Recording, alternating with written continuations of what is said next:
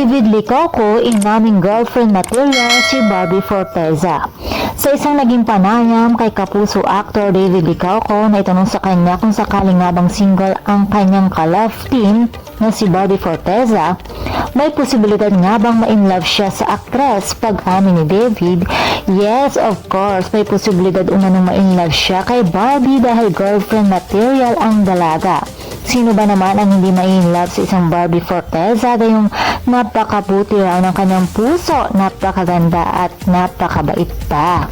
Kaya napakaswerte ni Jack Roberto na usisa din ang aktor kung single ba ito o taken na. Ayon kay David ay what you see is what you get.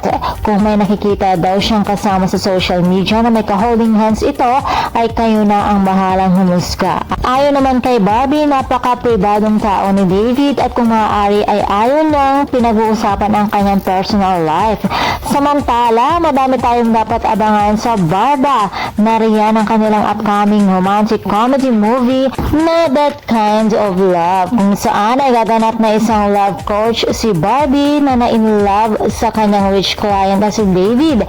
Bukod pa riyan ay malapit na din natin mapapanood ang comeback series nilang Pulang Araw kasama sina Alan Richards, Sanya Lopez at Venus Trillo. Kaya mga chikados, abangan natin yan. And for more showbiz update, please don't forget to like, share, and subscribe my channel. Thank you for watching.